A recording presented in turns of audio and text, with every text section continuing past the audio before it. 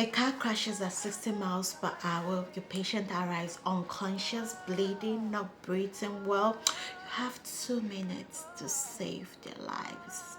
What do you do first? That's what we're covering today. Let's talk trauma. Hey friends, I'm Tochi. I'm a senior nursing student. I just finished my trauma unit, and honestly, it was overwhelming. But here's what I figured out. Trauma nursing has a pattern. Once you see it, everything clicks. So in the next 45 to 50 minutes, we're breaking down primary ABC surveys, secondary surveys, how to manage shock, specific injuries by system, complications to watch for. No fluff, just what you need for clinicals and exams. Let's go. Why does trauma matter, you say? Well, trauma is the fifth leading cause of death overall. But for people aged 16 to 54, it's number one killer. And when I say trauma, I mean motor vehicle accident, motor vehicle collisions. So 6 to 9 teens die in car crashes every single day. That's why we do this. That's why it matters.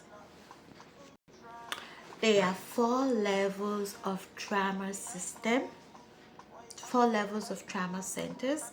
Level 1, that's the big league.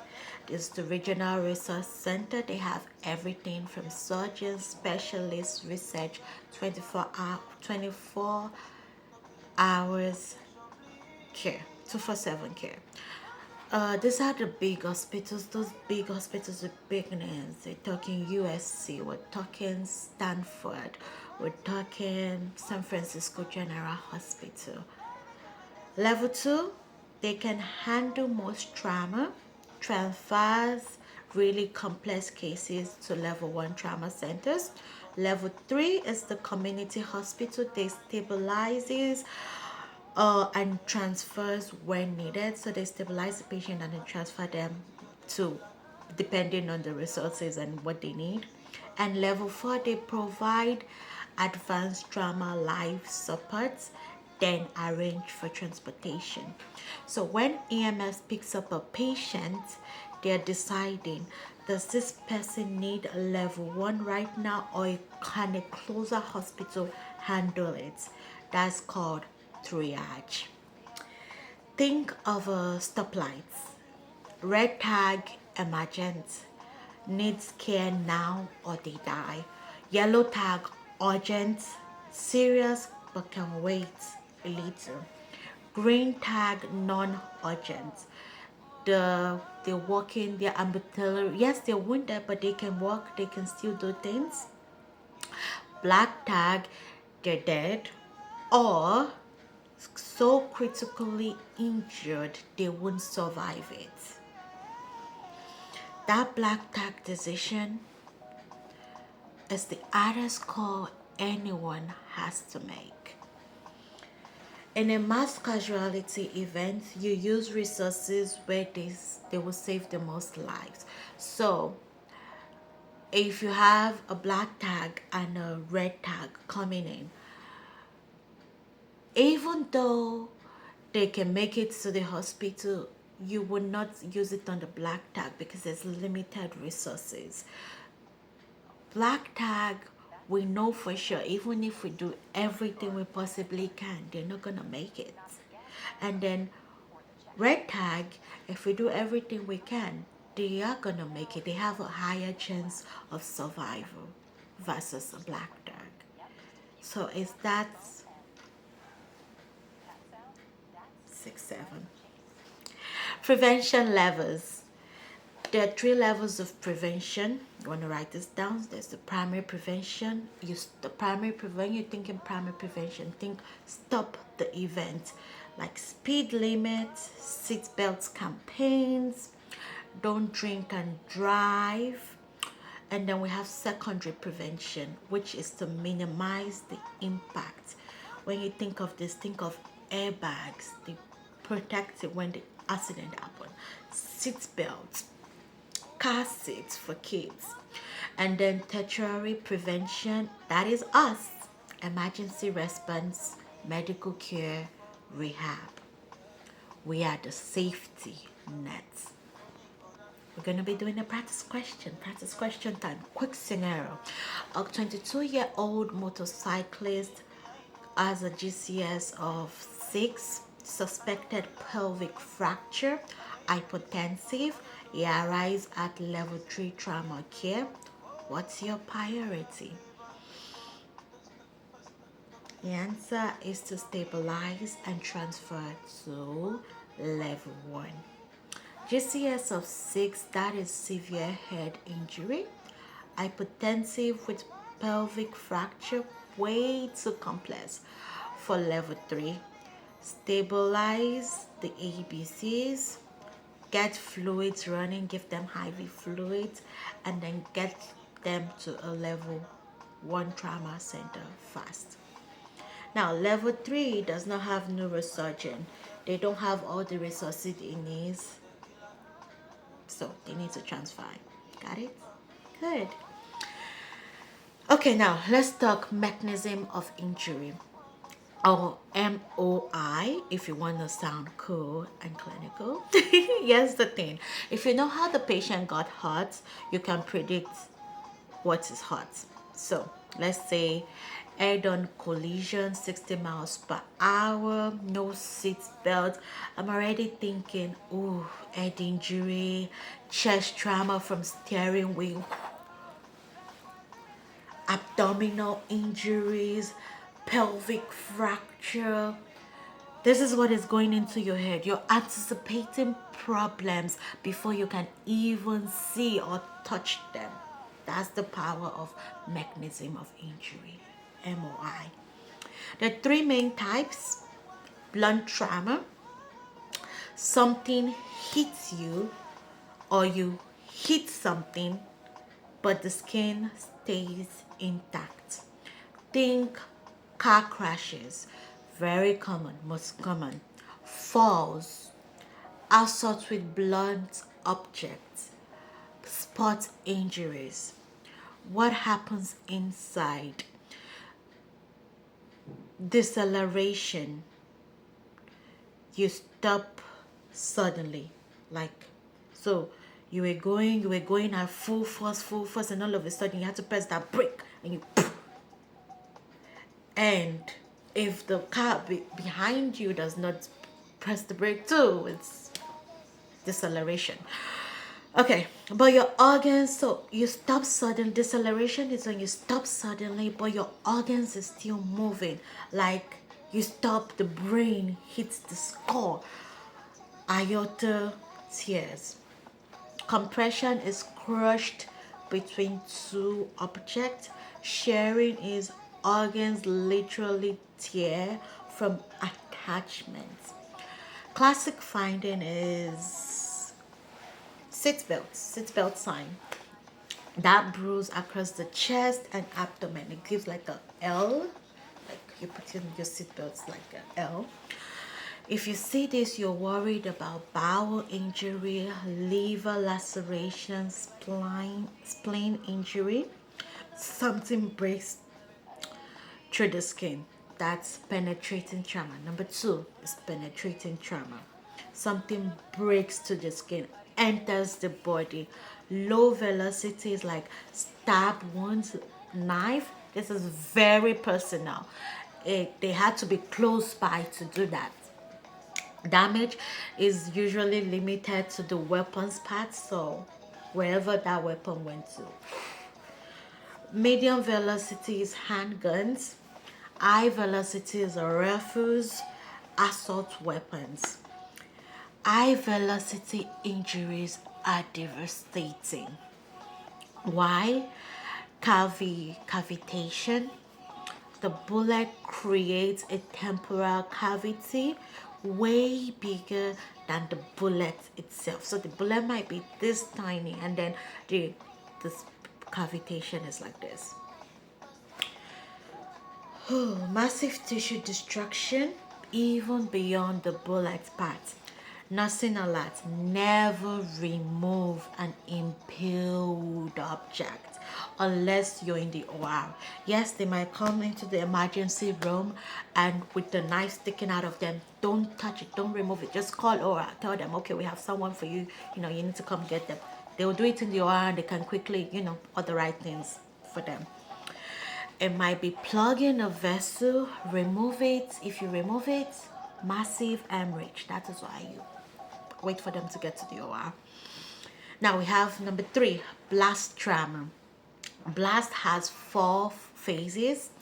Primary, the shock wave itself, it damages air-filled organs like your liver, your eardrums, your intestines.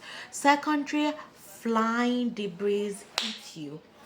Tertiary, the blast throws you into an object. Quaternary, everything else. Burns, chemical exposure, smoke inhalation. So 1, explosion. Multiple injury types at once. That is why blast victims are so complex. Now, practice question. A patient is thrown from a motorcycle, high speed, raccoon eyes, that's bruising around the eyes, around both eyes, clear fluid draining from the nose. What do you suspect? I'm going to be linking my ICP video up there in the link. You should watch it. ICP part 1, ICP part 2. No, not just ICP, brain, neuro. I go into more details about this. Let's continue. Well, the answer is basilar skull fracture with cerebrospinal fluid leak, raccoon eyes plus clear damage after high-speed trauma. Think basilar skull fracture until proven otherwise. That clear fluid is probably cerebrospinal fluid. You never want to pack the nose to block the thing. You want to just put like something to just like for it to drain somewhere. You do not want to suction nose. You test the fluid for glucose, and if it tests positive, it is a cerebrospinal fluid. Also, assume C-spine injury with any high-speed mechanism. So you want to immobilize their neck. You don't want them to move and injure it further. Got it? Good. All right, friends, this is where it gets real. The primary survey is your systematic approach to finding and treating life-threatening injuries in 1 to 2 minutes. Yes, 1 to 2 minutes. This is not where you're doing your 10-minute assessment. You're speeding, you're looking at them, you're analyzing them. 1 to 2 minutes. Do the primary survey before anything else. No x-rays, no detailed history, no CT scans. Live threat first. Airway, A for airway with C-spine protection. Is the airway open and patent? If yes, airway is patent right now. Move on. What are you looking for? You're looking for stridor, high-pitched sound. You're looking for gargling. You're looking for inability to speak. You're looking for facial trauma, facial edema. You're looking for blood, bleeding. You're looking for vomit. If they cannot maintain their airway, jaw thrust or chin lift, not head tilt, to protect that C-spinal. Your C1 to C7 right here, around your neck, your brainstem, right there. Suction if needed. Insert airway, nasal or oral. If severe, you need to intubate them or cryotomy. Always assume C-spine injury in trauma until proven otherwise with imaging. You want to keep that neck immobilized. Now B is for breathing. Airway is open, but are they breathing effectively? Assess. What are you looking for? Is the chest horizon equally, bilaterally on both sides? Chest bands expansion is symmetric. You want to listen to their breath sounds. Is it equal bilaterally? Feel. Do you feel hair moving in and out?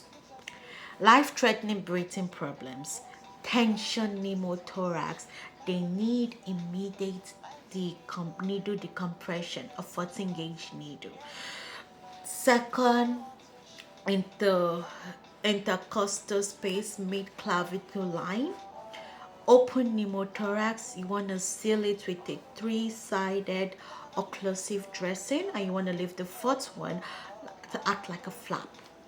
A flail chest is when 3 or more ribs are broken in multiple places. Paradoxial movements. Massive hemothorax is blood in chest cavity. Intervention will be high flow oxygen on everyone. You want to prepare for chest tube. If breathing is inadequate, you need to intubate and ventilate. Now C is for circulation. Are they bleeding to death? Is their heart pumping effectively? You want to assess for pulse. Is the pulses present? If it's present, is it strong or weak, fast or slow? Skin color. Are they pale? Are they mottled? Are they cyanotic? Cap refill should be less than 2 to 3 seconds depending on your facility protocol. Blood pressure. Is it low? Is it high? Any obvious external bleeding. If they're in shock, stop any external bleeding. Stop the bleed. Operation, stop the bleed. Direct pressure. Whatever you need to do to stop that bleeding. Get IV access to large bore IVs. 16 gauge preferably, 18 gauge, 16 to 18 gauge or bigger.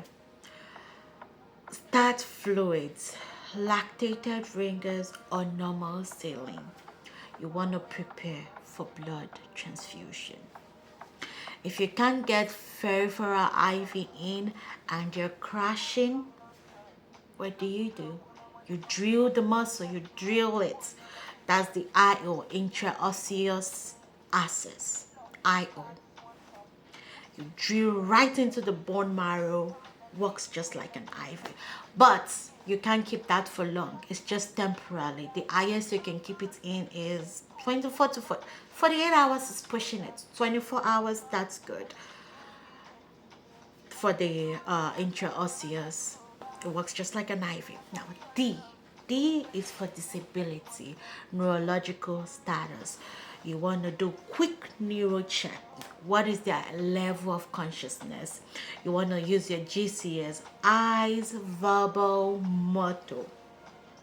Score 8 out of 15. GCS less than or equals to 8. Please intubate patients. They cannot protect their own airway. So we have AYPU. AYPU is alert, response to voice, response to pain, and unresponsive. Pupils. Size, you want to check for the size. You want to check if it's equal on both eyes, and you want to check their reaction to light. Reaction to light is that when you point it, it should be dilated. Yeah, when you shine bright light, it should be dilated. Is there any obvious deficit? E is for exposed or environmental control. Exposed and environmental control. Now, exposed, you want to cut off all that clothing, because when you're in trauma, decency flies out the window, modesty flies out the window. You need to be able to see all of that patient, cut it all open, cut off the cloth, and assess, see what you need to be able to see every injury. You need to be able to see every asset. But before they come, that's why when they call on when the EMT calls the nurses, they tell them what to expect. They are preparing the room. They're preparing the room. They're getting the crash cart. I have actually been in one. It's amazing. You warm the room, so the room is warm. You need to keep them warm. Trauma patients get hypothermic fast. It's hypothermia kills. Yes, hypothermia is when they're low in their body temperature. It causes hypothermia causes coagulopathy. The blood won't clot. It worsens acidosis and it increases mortality. So you need to get warm blankets, you need to warm the room, you need to warm your IV fluids, a blood transfusion if they need it. The ABCs must be done in order. You must do it A, B, C, D, E in order. You do not want to skip ahead. If the airway is not secure, you don't move on to breathing. If the breathing is not stabilized, you don't move on to circulation. If they're bleeding out, you do not get the CT scan. Life threat first, always. Practice question. During primary survey, your trauma patient has absent breath sounds on right side, tracheal deviation to the left, distended neck veins, hypotension. What is your immediate action? C. You need to perform needle decompression of the right chest because they are having tension pneumothorax, life-threatening emergency. The air is trapped in the chest, it's collapsing the lungs and compressing the heart and great vessel. Needle decompression releases the pressure immediately. You need to prepare 14 gauge needle. You need to go second intercostal space, mid clavicle line on the right. Then your second step will be to do a chest tube, but needle decompression is the life-saving intervention. You do that first before chest tube. You're doing amazing. Let's keep going. Okay, so you've done the primary survey, you've addressed immediate life threat. Now you can do the secondary survey. The secondary survey is FGHI. F, full set of vitals. You're doing focused interventions, family presence, because by this time family are there, they're worried, they want to know what's going on. You want to get complete vitals, you want to do intervention based on injuries, and you want, if family is present, help them if possible. You want to give G. G is give comfort measures. When I say comfort measure, I'm talking about pain management. These patients are in severe pain. You want to give IV opioids. You want to give them IV meds because it gets to them faster. Don't give IM or PO. Absorption is unpredictable in shock. Now, H is for history and head to toe assessments. You want to use sample. Sample is a mnemonic I made. S, symptoms. A, allergies. M, medications. P, past medical history. L, last meal. Important if they need surgery. Last meal, when did they eat the last meal? What was the last meal? Like that. Event leading to the injury. Sample. Symptoms, allergies, medication, past medical history, last meal, event leading to the injury. Then you do a complete head to toe exam. Look at everything. I, R is inspect posterior surfaces. So when you come down the bed, you're only seeing the front. You're seeing the front, maybe the sides, but you're not seeing the back. You want to log roll the patient.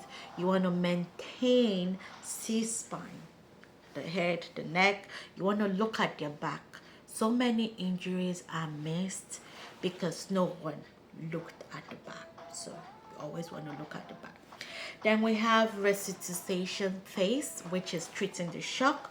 Most patients are in hypovolemic shock from blood loss. Signs of shock: hypotension, which is a late sign, tachycardia, tachycardia above 100 in heart rate, tachypnea above 20 in respiratory rate. Narrowing pulse pressure. Narrowing pulse pressure is, let's say someone was 130/70, now they're 120/90. The systolic and the diastolic. So it's the difference, it's the gap between your systolic blood pressure and your diastolic blood pressure. So when it's getting closer or it's too small, it's often signaling that your heart is not pumping enough blood, and it's common in severe blood loss, shock, heart failure, or aortic valve problem. It requires treatment like the root cause, like giving them fluid, IV fluids, addressing heart issue. It's basically your heart is struggling to deliver oxygen, so the pressure wave is weaker. That's basically what narrowing pulse pressure means. So decrease urine output, rising lactate levels, and falling hematocrit. Now, signs of shock. Let's do this again. Hypotension, it's a late sign. Tachypnea and tachycardia. Altered mental status, narrowing pulse pressure, decreased urine outputs, rising lactate levels, and falling hematocrit. By the time the BP drops, they have lost 30 to 40% of their blood volume. Don't wait for hypotension to treat the shock. The first sign you will see is the low urine outputs. The kidney will tell on the body before anything else. It's like, I'm not getting enough blood flow. Treat me. Something is going wrong. It's going to let you know. When that clicks, treat it then. Before that time, it's not showing. Before it gets into the compensatory, treat it then. Before it gets into that side where it's like, if you don't treat, it crashes down.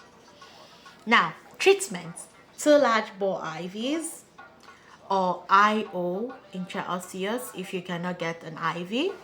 Crystalloids first, that's your lactated ringer or normal saline, 1 to 2 liter bolus. You want to assess response. Do they stabilize? Or are they still hypotensive? Blood products, if they're not responding to fluids, they need blood. Now, massive transfusion protocol. You want to give blood products in 1:1:1 ratio. Basically, 1 unit of packed red blood cells, 1 unit of fresh frozen plasma, and 1 unit of platelets. Depending on the situation, they mimic the whole blood, prevent coagulopathy. There are 3 types of responders. Rapid responders, they stabilized quickly, they probably stopped bleeding. Transient responders, they improve temporarily but decline again.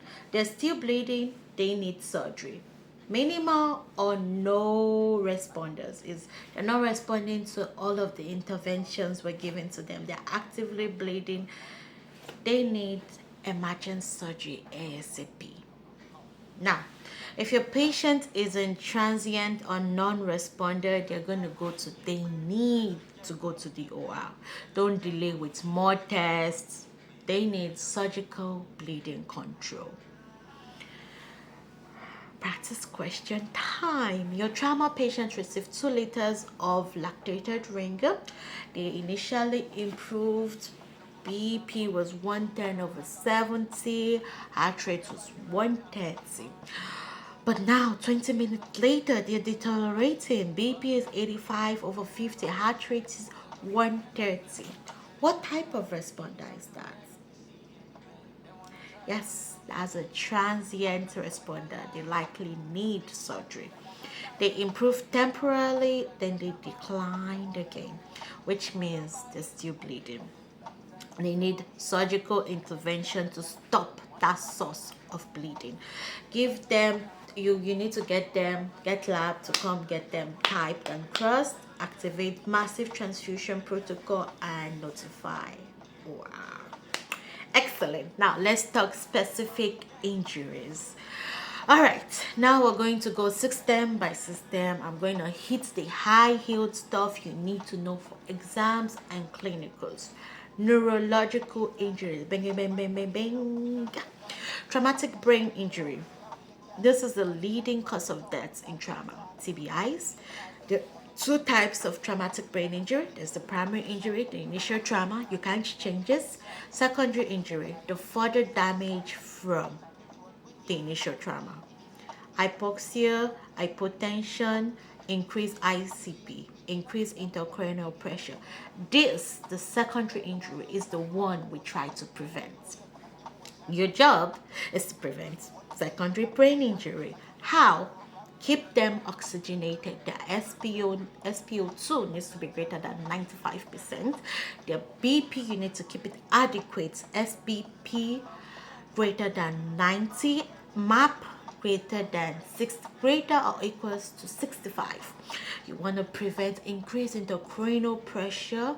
You want the ICP to be less than 20 mmHg. You want to maintain CPP, cerebral perfusion.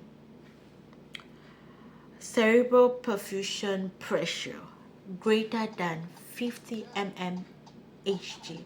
There's a way to calculate CPP, and I mentioned that in my neuro nursing part 1, which I'll link again. But that is cerebral perfusion pressure, which equals into MAP, your MAP minus ICP.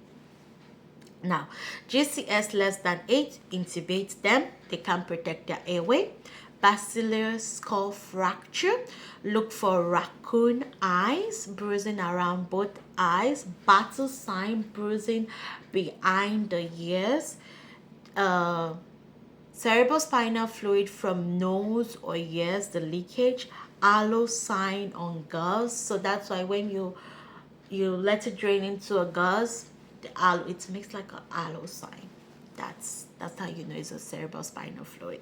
Spinal cord injury, assume spinal cord injury until you're proven otherwise. That is why you keep the C-spine, their head, their neck, you keep it immobilized. We want to watch for neurogenic shock. This is a type of distributive shock. Hypotension, bradycardia. The key difference from hypovolemic shock is that in neurogenic shock, they are bradycardia. In hypovolemic shock, they are not bradycardia. Warm, dry skin. Why? Loss of sympathetic tone below the injury level. They might need vasopressors like norepinephrine, which is also known as Levophed, to maintain blood pressure. Chest injuries. Chest trauma can kill fast. It's the big ones. Tension pneumothorax, that is where they need the needle decompression. Cardiac tamponade. The blood fills the pericardial sac, compresses the heart. Big triad is the late sign. hypertension, muffled heart sounds. When you listen to the heart sounds, it literally sounds like they're underwater. Elevated JVP, jugular venous pressure. You want to look for pulsus paradoxus, which is when the BP drops more than 10 mmg with inspiration.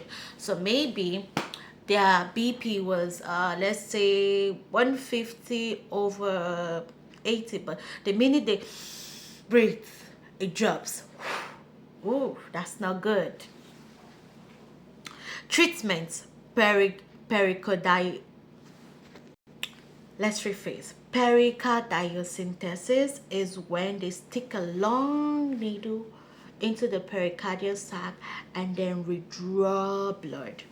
Even 50 to 20 ml of withdrawing of that blood can save that patient's life. Hemothorax, blood in chest cavity. You want to monitor output closely. They need chest tube. Monitor output closely. If more than 1500 ml immediately or more than 200 ml per hour ongoing, they might need surgery. And the name of the surgery they're going to need for hemothorax is thoracotomy. Flail chest. This is where 3 or more ribs are broken in multiple places. It creates a free floating segment.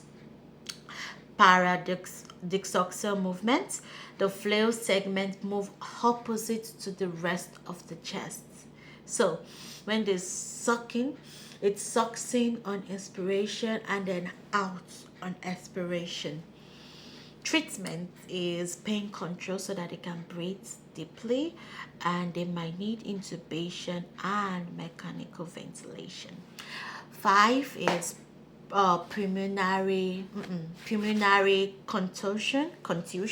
That's bruised lung tissue, one of the most common causes of death after chest trauma. Often leads to ARDS or pneumonia. And pneumonia often leads to ARDS and pneumonia. They might need long-term ventilator support. We have aortic disruption, is high-speed deceleration injury that tears the aorta, and this is urgent, life-threatening. Now, clues would be widened mediastinum on chest x-ray.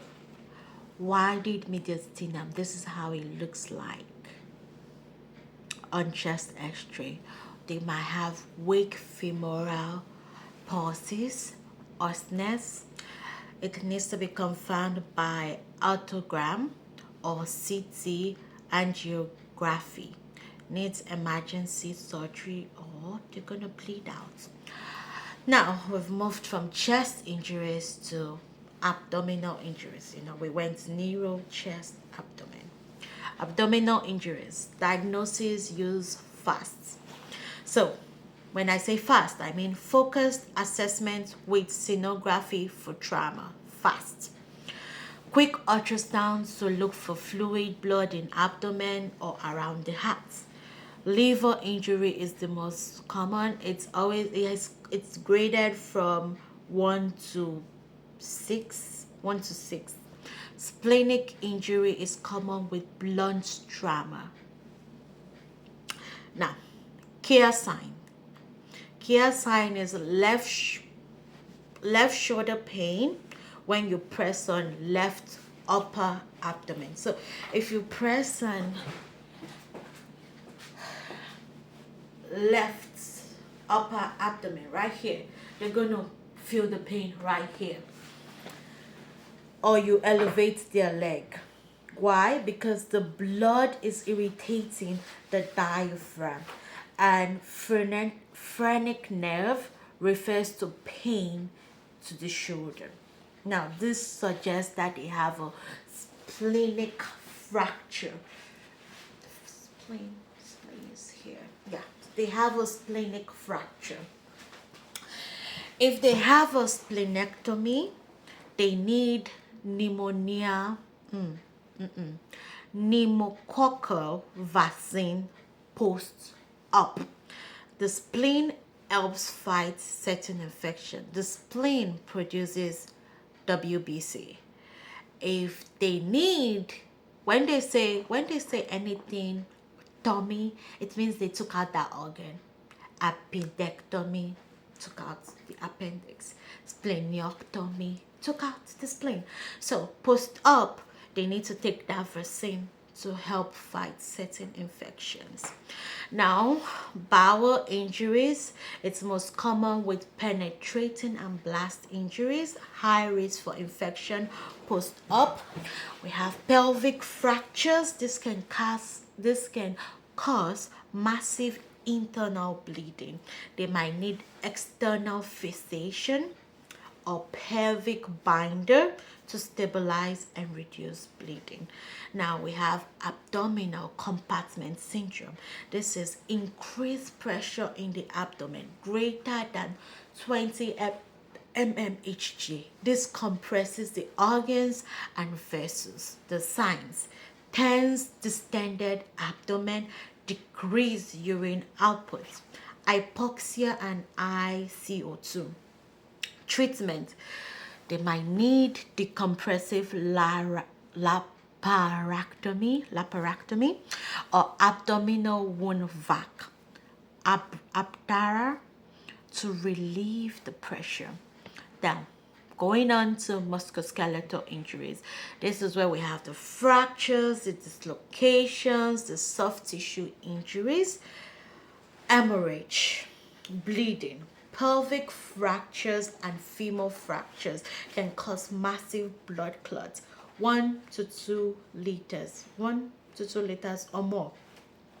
Compartment syndrome: pressure builds in the muscle compartment, often from fracture or crush injury, which then compresses the nerves and vessel. This is where we're doing our P5, 5Ps, P5, 5Ps, whatever you want to do it, to assess for the compartment syndrome. Pain, P, pain, P, pallor, P, postlessness, P, paresthesia, P, paralysis. If the pain is out of proportion, worse with passive stretch. Ding, ding, ding, ding, ding. Pallor, pale. Pulselessness, you can't feel their pulse, even with Doppler. Paresthesia, numbness. They tell you, oh, I feel numbness. It feels tingly. It feels like needle. It feels like needle is tricky me. Paralysis. Pain is the earliest sign. Don't wait for all 5 Ps. When all 5 Ps, I think postlessness is the last final sign. So don't wait for it. When they tell you pain, that's it. Start working on it, because if you wait for all 5 Ps to happen to confirm if it's a compartment syndrome, permanent damage has occurred. Now, treatment is fasciotomy. Treatment is fasciotomy, when they surgically open the compartment to relieve pressure. I showed a picture of fasciotomy in my burn part 2 video, so please go watch the burn part 2 video. I'm going to be linking it up there somewhere, somehow. Surgically open the compartment to relieve pressure. Now we have fat embolism. This occurs 24 to 48 hours after long bone fractures, humerus, the femur, what's the name of this thigh? Tibia. I feel my bones. Anatomy to the rescue. Pelvic fractures, multiple fractures. Classic triad is respiratory distress, like hypoxia, PGHI, rash, especially in the chest, axilla, conjunctiva. Neurological changes is confusion, decreased level of consciousness. Now, We also have fever, tachycardia, thrombocytopenia. Treatment is supportive. You need supportive care and oxygen. We could also do mechanical ventilation if needed. Now, we have rhabdomyolysis. Rhabdomyolysis is muscle destruction from crush injury. It releases myoglobin and potassium into the bloodstream. Myoglobin damages the kidneys, which then leads to acute kidney injury. I have a video of acute kidney injury where I go into details of what level this is. So please go and watch the video on acute kidney injury. Treatment: aggressive IV fluids. You target the urine output greater than or equal to 100 ml per hour. Sodium bicarbonate, it will alkalinize the urine and protect the kidney. Yes, you have to protect those lovely kidneys. You want to monitor for hyperkalemia because it can cause deadly rhythms, deadly arrhythmias. That was a lot of info. But you're doing great. Let me test you. Practice question. Your patient had a femur fracture, begins complaining of severe pain to the calf that worsens when you passively dorsiflex the foot. Pedal pulse is present, but it's weak. What do you suspect?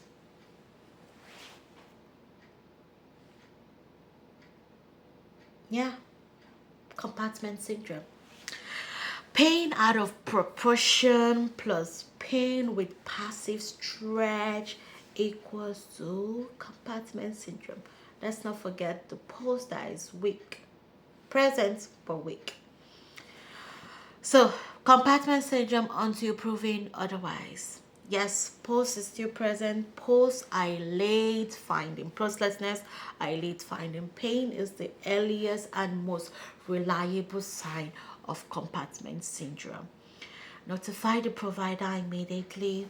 The patient likely needs a fasciotomy. Amazing. The last section is coming up. Complication and critical care. We're almost done. Let's talk about complication and critical care management. Complications to watch for: infection, sepsis. I feel like complications for everything is always infection.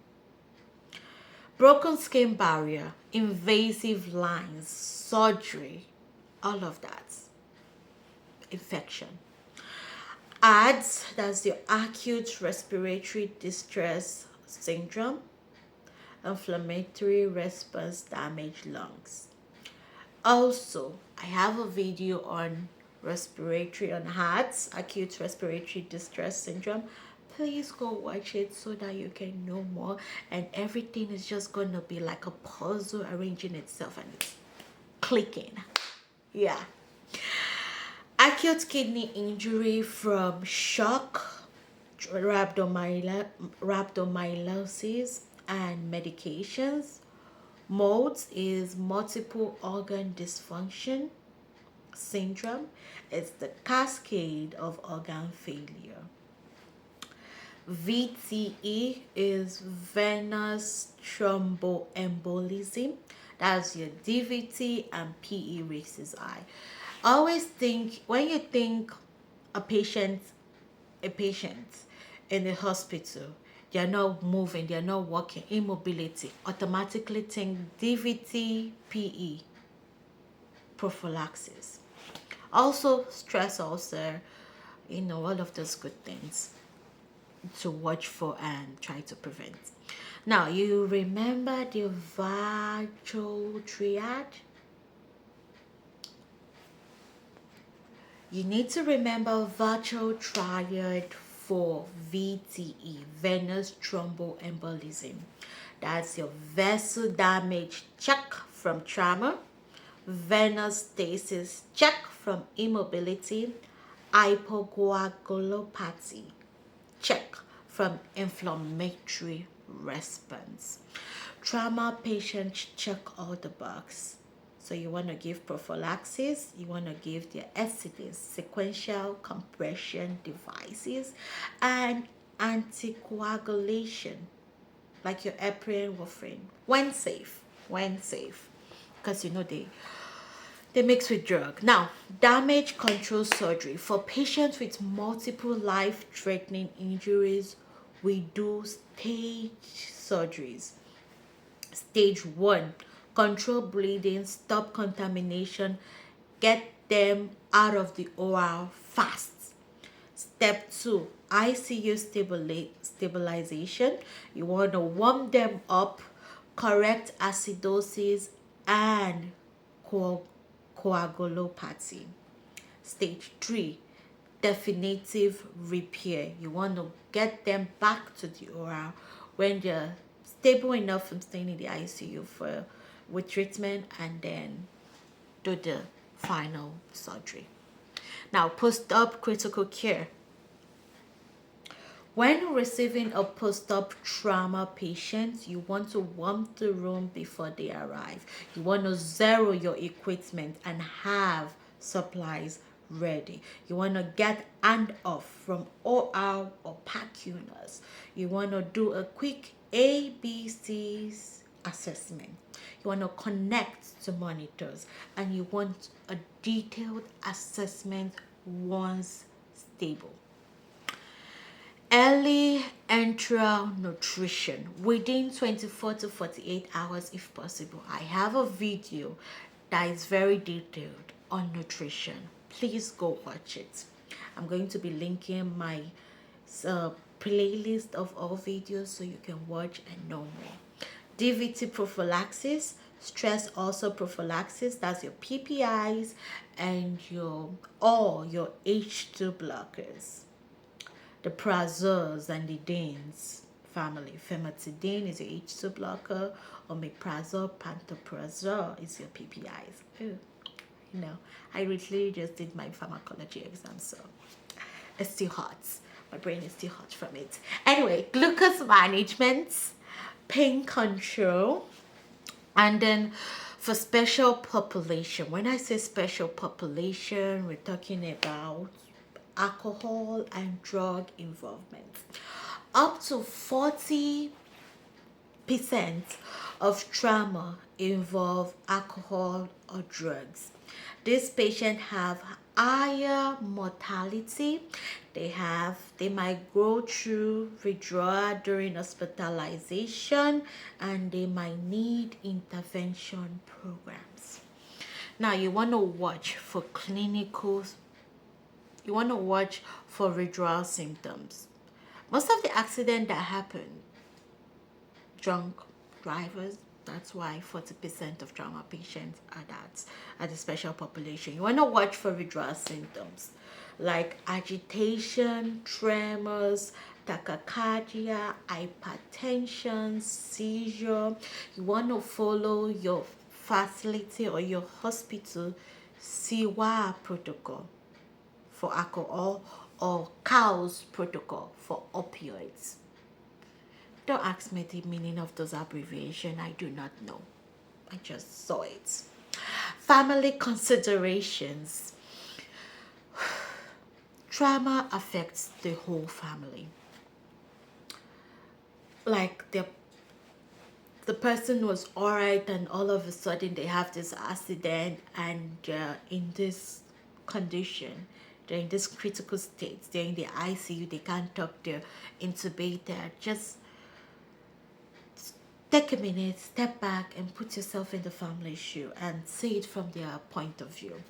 So you want to communicate clearly and often. You want to include them in care when appropriate. Family presence during resuscitation when possible, so that they know that you are doing your very best to help this patient. You want to put them in critical decisions. They might need to make life or death choices. You want to assign a family spokesperson for updates. So they could be 10 children. You want someone that someone that is the go person for that family member. You want to hold family conferences regularly, and if they have questions you as a nurse cannot answer, you want to tell them, okay, around 9-10 a.m. we have the interdisciplinary rounds. That is when the doctors, the pharmacists, the dietitian, the case management, everybody is there to work on next step to help these patients. So you can tell them to come and they will ask questions at that time to get, all the questions you can answered for them. Remember, their whole world just turned upside down. A little compassion goes a long way. And in some places now they have a chaplain that is the one with the patient, with the family, while the nurses are able to do what they need to do. Now, rehabilitation. Rehab starts at admission, not at discharge, at admission from the beginning, because we want to get them not back to baseline, but close to their baseline, to their previous baseline. We want to do early physical therapy, occupational therapy consult. We want to prevent complications like contractures, pressure injuries, deconditioning. Our goal is to maximize their independence. Your care in the acute phase directly impacts their long-term recovery. Final practice question. A patient 36 hours post multiple trauma, pelvic and femur fracture, developed sudden onset, respiratory distress, hypoxia, confusion, pitache, rash on the chest. The vitals is BP is 110/65, heart rate is 125, respiratory rate is 32, SpO2 is 87% on room air. What do you suspect? Fat embolism. This is a classic fat embolism syndrome. It takes 24 to 48 hours post long bone or pelvic fracture. Respiratory distress, neuro changes, that is under Olmec, pitache, under pitache rash on the chest. Treatment is supportive, oxygen, possible intubation. Some patients develop full ARDS. If you got most of this question right, you know this content, give yourself credit. Okay, friends, let's rapid fire review.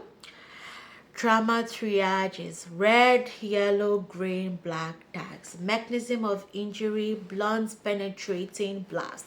Primary survey, ABCDEs, life threat first, always. Airway, C-spine protection until otherwise proven. Breathing, tertiary pneumothorax needle decompression first before chest tube. Circulation, stop bleeding, too large bore IVs, fluids and blood. Shock, rapid, transient or non-responders. Injury, neuro injuries. You want to prevent secondary brain injury. You want to watch for neurogenic shock. Chest injuries. You want to do chest injuries include cardiac tamponade, flail chest, pulmonary contusion, bruising, aortic disruption, abdominal injuries, fast exam, focus assessment, stenograph test, care signs of spleen, compartment syndrome. Now, that's for abdominal injury. Then musculoskeletal injuries, compartment syndrome, the 5Ps, the P5, fat embolism, rhabdomyolysis, complications, infection, ARDS, acute kidney injury, molds, multiple organ dysfunction syndrome, VTE, venous thromboembolism. If you know these patterns, you can handle trauma. Not drama, trauma. Okay, we just covered what? I know I said 45 to 50 minutes, but we just covered 1 hour of intense trauma content. If your brain is tired, that is normal. This is heavy material. But can I just tell you something?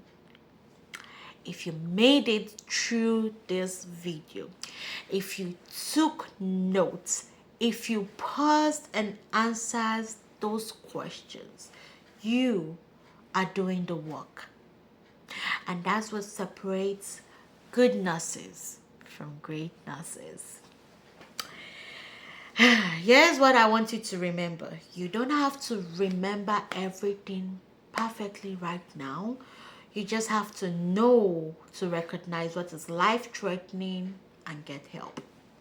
ABCs will always guide you when you feel overwhelmed.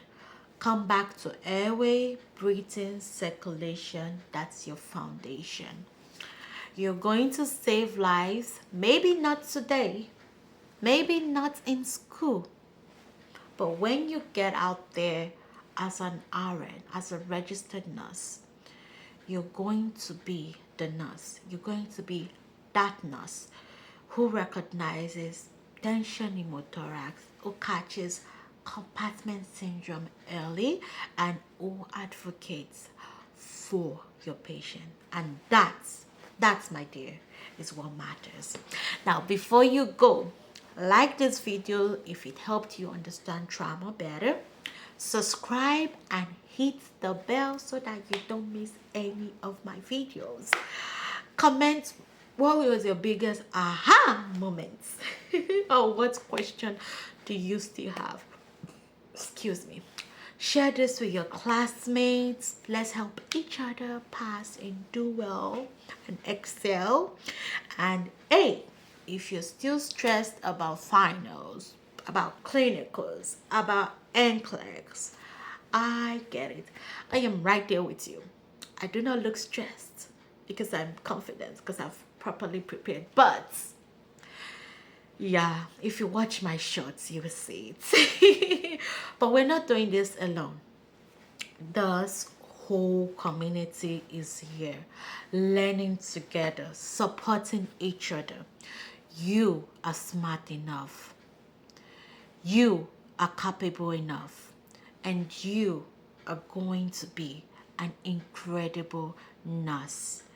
Now, go crush that trauma exam. Go crush that final exam. I believe in you. Until next time, happy studying of future great nurse.